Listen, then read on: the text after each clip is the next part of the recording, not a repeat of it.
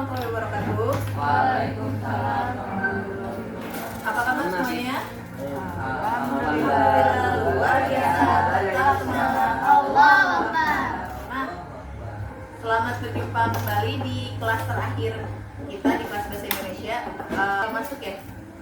Ada yang tahu kabarnya Hana gimana? Enggak, kayaknya sakit. Kayaknya sakit. Ada yang dikabarin nggak? Hana nggak ada. Kan kemarin udah izin ke dokter gigi. Teman-teman akan belajar yang namanya membuat puisi dari lubuk hati kalian sendiri. Itu, nah ini ada penjelasannya. Dan teman-teman bisa paham. Puisi itu nggak selalu identik dengan cinta. Puisi itu nggak selalu identik dengan kekasih. Enggak ya teman-teman. Puisi itu genre sastra, jenis sastra yang punya ekspresi emosi dan ide. Jadi dia kreatif, kalimatnya disusun sedemikian rupa dan emosinya muncul. Jadi kalau kalian nih lagi merasakan hal sesuatu, biasanya di kalimat kalian, di hati kalian itu muncul berkali-kali sesuatu itu. Nah itu yang boleh dituliskan, ya. Nah ini indah dan kreatif, menggunakan kiasan rima ritme untuk menghasilkan nada yang indah. Kira-kira tahu lihat jenis-jenisnya dulu, ya. Puisi itu banyak jenisnya teman-teman. Coba Bunda Awal mau minta Kaisa membacakan pesan-pesan yang kemarin di video sama Kalita itu yang pakai baju merah. Pantun depannya dibacain, coba. Untuk puisi lama itu salah satunya pantun. Ketat mengenai jumlah suku kata, rima, jumlah baris setiap bait ada aturannya. Lalu puisi baru, dia menekankan pada ekspresi perasaan penyair. Nah, kita akan belajar yang puisi modern. Puisi yang memiliki kebebasan lebih luas, lebih ekspresif tentang perasaan dan hal-hal lain. Jadi gak cuma perasaan kita sebagai manusia feeling aja. Kalau kalian lihat, main Instagram nggak? Isu apa yang sekarang lagi muncul? Raja Ampat. Raja Ampatnya kenapa? Hah? Nikel. Ya, jadi ada pertambangan mau rusak. Nah, itu juga bisa kalau kalian punya perasaan terkait Raja Ampat itu. Ada satu puisinya dari Oki Madasari. Nanti kita buka ya. Oki Madasari itu menulis puisi tentang Raja Ampat, tentang nikel. Jadi kebaruan banget. Kita lihat sama-sama dulu ya. Perhatikan baik-baik.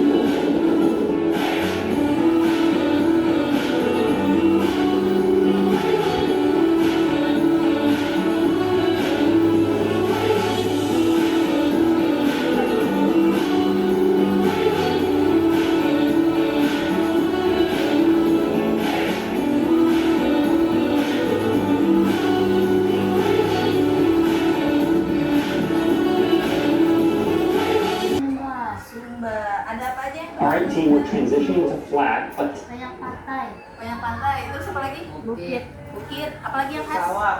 Sawah. Desa adat. Desa adat. Rumahnya gimana? Ada ini apa namanya? Ada tengkorak apa? Kerbau. Kerbau. Terus bentuk atapnya seperti apa? Kayak topi. Kayak topi. Di padang-padangnya ada apa? Kuda. Dan itu kehidupan real di sana. Kalau kalian lihat langsung, kalian pasti amazing banget dengan kita yang sebelah kanan kita gedung di Kota Tangerang. Kalau teman-teman pergi ke sana, pasti akan menimbulkan sensasi yang beda. Nah, hal ini juga terjadi sama sastrawan Indonesia namanya Taufik Ismail. Jadi berkunjung ke suatu tempat, mendapatkan sesuatu yang berbeda sensasinya, membuat seseorang bisa menciptakan sebuah puisi. Nah, coba dibaca ya. Bunda Awal akan baca baris pertama, nanti dilanjutkan sama teman-teman. Rinduku pada Sumba adalah rindu padang-padang terbuka. Tadi ada padang-padang terbuka. Jadi NTT itu nggak ada gunung tingginya teman-teman. Sebagian besar adalah padang seperti itu. Dalam satu hari kalian bisa naik 2-3 bukit. Di mana matahari menggusur api di atas sana. Rinduku pada Sumba adalah rindu peternak berjangka. Bila mana peluh dan tenaga tanpa dihitung harga. Jadi banyak nanti anak-anak kecil di sana yang jadi peternak, ya. Kalian bisa lihat. Oke, selanjutnya diteruskan. Siapa yang mau membaca bait selanjutnya? Dari tanah rumput, topi rumput. Boleh dibaca. Sama siapa? Rafi boleh Pi, baca Pi. Aku putar aku. Rafi. Baru nanti Rafi. Ini Pi. Tanah rumput, topi rumput, dan jerami bekas rumput. Kelenteng derita, bentuk berita, dan teriakan gembala. Berdirilah di pesisir, matahari dan terbit dari laut. Dan angin datang yang panas ditiupan di pantai. Ada semua tadi di gambar? Kalian lihat apa itu? Ada kudanya? Ada. Ada gembalanya? Kalian lihat pesisir? Warna lautnya apa? Biru. Nah, dia menggambarkan keindahan di sana. Tentang demokrasi. Apa ini tentang demokrasi? Buka ya. Kita dengar dulu. Silakan. Kalau Malika. Suaranya boleh yang kencang. Langsung dibacain dari yang aku ingin aja. Iya, aku ingin. Aku ingin mencintaimu dengan sederhana, dengan kata yang tak sempat diucapkan kayu kepada api yang menjadikannya abu. Aku ingin mencintaimu dengan sederhana, dengan syarat yang tak sempat disampaikan awan kepada hujan yang menjadikannya tiada. Nah, terima kasih Malika. Beri tepuk tangan Malika. Jadi ini salah satu contoh puisi. Puisi itu nggak harus yang panjang. Apa yang ada dirasakannya? Aku ingin mencintaimu dengan sederhana. Rasa lembut ya. Lembut sekali sederhana. Stop, nggak tahu dijelasin ini. Dengan kata yang tak sempat diucapkan kayu kepada api yang menjadikannya api. Wah, gimana tuh caranya? Dengan kata yang tak sempat diucapkan kayu. Jadi kayunya udah keburu kebakar. Menjadikannya abu. Aku ingin mencintaimu dengan sederhana. Dengan isyarat yang tak sempat disampaikan awan kepada hujan yang menjadikannya tiada. Dia rela banget tuh. Nah, itu ya. Itu puisi-puisi sederhananya. Aku tentang demokrasi. Ada kalikan nggak? Itu ada kalikan, boleh dibawa. Tadi kan yang demokrasi. Jadi bukan tentang demokrasi. Nah, terakhir, sebelum kita membuat puisi kita sendiri, kita harus memahami unsur-unsur puisi. Yang pertama ada yang namanya rima. Pengulangan konsonan atau vokal di akhir kalimat. Oke, kita mulai lihat. Saya pilihkan ini karena ini termasuk kalau kalian dengar lagu Indonesia sekarang, vokalis-vokalis solois perempuannya itu jago-jago banget bikin syair, bagus banget. Coba kita lihat. Nah, Bun hidup berjalan seperti bajingan. Coba nyanyi Bun. Nggak usah nyanyi dulu. Suara saya sember. Seperti landak yang tak punya teman. Ia menggonggong bak suara hujan. Dan kau pangeranku mengambil peran. Nah, ini rima.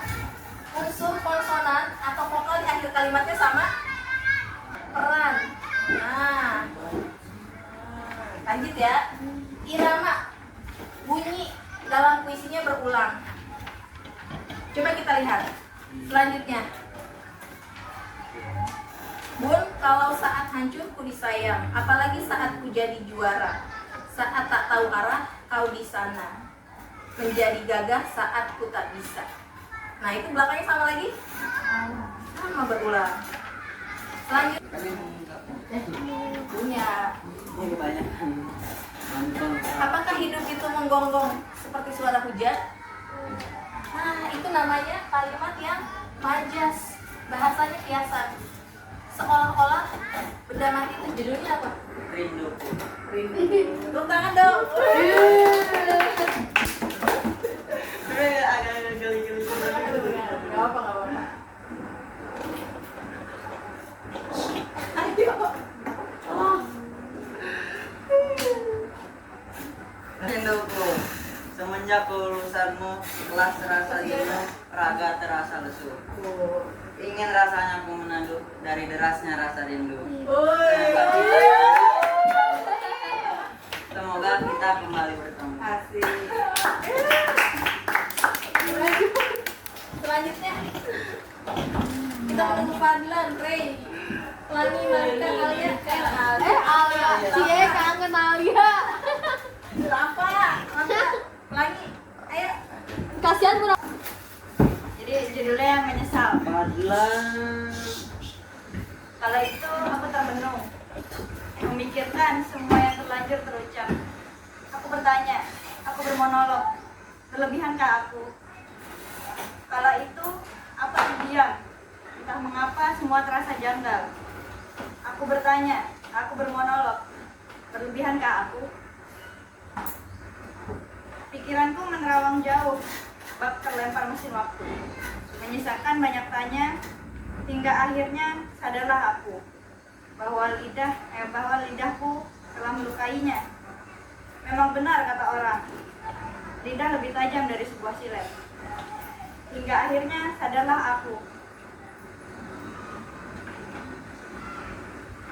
Penyesalan hadir menghantui benakku. Andai saja bisa kuputar waktu, akan lebih kujaga lisanku. Andai saja bisa kuputar waktu, akan kujaga perasaannya agar dia tak perlu menahan luka. Sebuah penyesal. Udah gitu aja. Aku habis apa? Aku nggak tahu. Aku udah nggak selesai. Ih, aku gak mau. Keren banget ya. Lagi. Puisinya reflektif. Bun, aku nulis bukan puisi. Apa ya? Refleksi itu merenungkan diri. Bagus bagus. Selanjutnya, 2 orang lagi. Pelangi, Bun. Kamu udah belum? Bun, itu dibalikin nggak sih, Bun, kertasnya? Emang Padahal udah ya, aduh Padahal udah lagi. Masa Padahal dulu. Kalau yang Indra kayaknya jam berapa pulangnya kamu siap menulis? Ayo dibuat Udah, aku boleh. Pas aku Bun, aku deh, Bun. mau baca tapi nulis. Aduh, aku nggak mau. Mana sih? Enggak. Kalau tidak sini, anak-anak psikologi nggak masuk. Dia Nih, matahari. kayak Hari ini 1000 perasaan membasahi tubuhku. Rasa sedih, rasa marah, rasa senang memencang tubuhku. Kepalaku pusing, mataku serembab, lidahku tak bisa merasakan. Hari ini aku lahap menghabiskan makan siang tadi. Tetapi seperti yang kubilang, lidahku tak bisa merasakan apapun. Hari ini aku akan meninggalkan kelas yang penuh tawa dan canda. ya sambil di teman-teman simpan dulu ya. Simpan dulu. Ya. Kita penutupan untuk kelas puisinya dulu ya. Kita tetap tenang, nanti kita selesaikan dengan agenda-agenda selanjutnya. Kita bicarakan ide-idenya sudah ini. Bunda Ul minta gua untuk apa sih hikmahnya belajar puisi itu yang kalian rasakan dari belajar puisi hari ini? Bisa meluapkan emosi. Ini merilis perasaan melalui sebuah karya. Merilis perasaan melalui sebuah karya. Kalau dari yang muslim ada lagi bagian depan belum jawab, yang belakang semua. Menulis dengan kejujuran. Oke, alhamdulillah.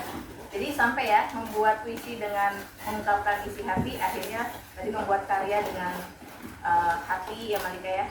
Terus juga mengungkapkan perasaan gitu ya Rafif ya. Dan juga dari Faik tadi mengungkapkan sesuatu dengan jujur. Kita cukupkan, kita tutup kelas hari ini dengan baca hamdalah. Doa penutup majelis.